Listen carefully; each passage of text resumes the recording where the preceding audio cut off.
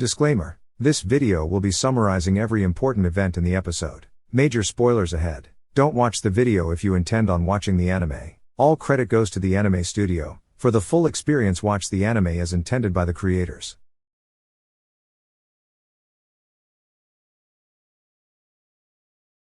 Episode 3, Search and Destroy. In the first scene, we see one of the police officers, Himura, complaining that an old man from the archives is suddenly his boss, referring to Shibazaki coming back as a detective after years of working in the archives. As he was being lectured by his co-workers on Shibazaki's past accomplishments, Shibazaki walks in and starts setting his stuff down. Himura leaves in frustration. In the next scene, 9 and 12 are working on another bomb while discussing if the riddle was too hard or not. 12 asks 9 what he's gonna do if the next riddle isn't solved. 9 points out that after the previous bombing in the police station, there were vans from nuclear, biological, and chemical terrorism special forces. He believes this means that the police has already connected them to the incident in the nuclear fuel reprocessing facility, and that the next bomb will confirm if this is the case. At a police conference, we see security camera footage of 9 walking into the police station dressed as a food delivery driver and planning the bomb. The police take this as a direct challenge, and suspect that more bombs are being planted as they speak. Outside, we see Chief Kurohashi debriefing Shibazaki on the events at the facility 6 months prior.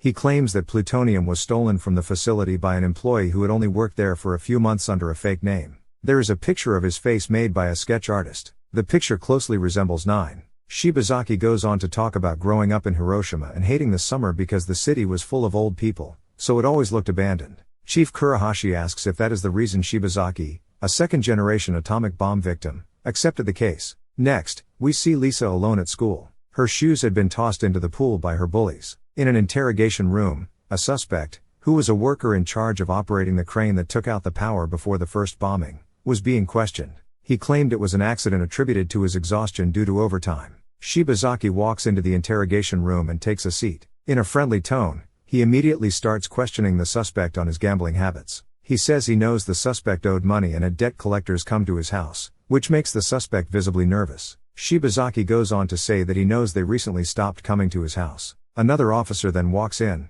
with the suspect's laptop in hand, on which they found proof of his agreement with the bombers to cut the power lines in exchange for 2 million yen. He was, however, unaware of the plan to bomb the building, and was only told to cut the power lines in exchange for the money he desperately needed. He received the money, however it cannot be tracked as it was transferred from a fake account. Shibazaki is confused by the fact that such well-prepared criminals left behind evidence in the form of emails with the crane operator and security camera footage from the police station, seemingly as if they were doing it on purpose. An officer bursts into the room to inform everyone of the new Sphinx video. In it, a new riddle is announced. What's the building next to the House of God who solved the riddle? Of course, if the riddle isn't solved, another bomb will go off and blow up the building in question. The time frame for solving the riddle is until 10 a.m. tomorrow morning. Sphinx 2 ends the video by saying, quote, "Now, everyone, search until you walk yourself lame and have to drag your feet along." Shibazaki, along with the other officers, immediately get on to solving the riddle.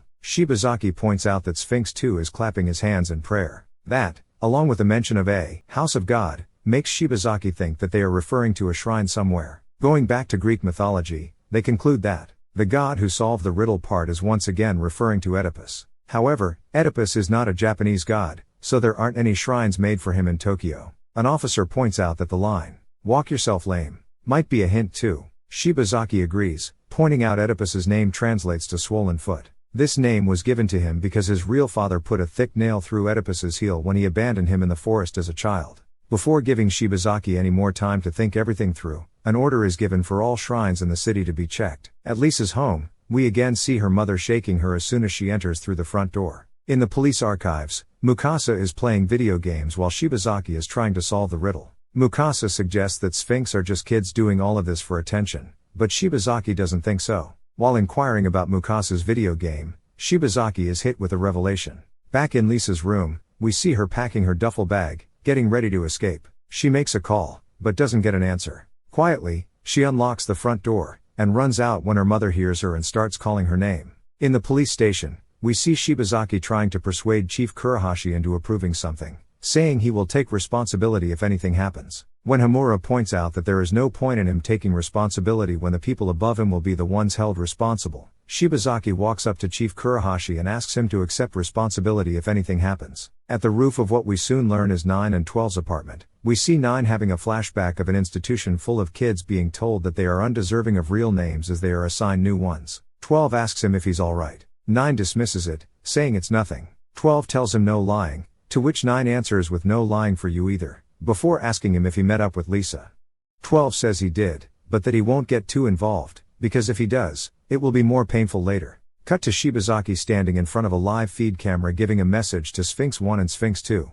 9 and 12 watch as Shibazaki introduces himself and gives the answer to their riddle, along with an extended explanation of it, while the police storm the building in which the bomb is located. After getting word that the bomb has been successfully disarmed, Shibazaki, in a seemingly brain-dead move, gets close to the camera and starts antagonizing the terrorists. Chief Kurohashi orders they cut the live feed before Shibazaki makes things worse. 9 and 12 saw the footage of police officers wearing hazmat suits mixed with bomb suits, which confirms their suspicion of the police connecting them to the stolen plutonium. Hamura asks Chief Kurohashi about Shibazaki. Kurohashi says that 15 years ago, a diet secretary from the ruling party fell to his death from a hotel room. While everyone ruled it a suicide, Shibazaki insisted that the man had been involved in some kind of conspiracy, and even went as far as to investigate the leader of the dead diet secretary's political faction, who was originally from the Metropolitan Police Department, and ordered Shibazaki be demoted and sent to work in the archives.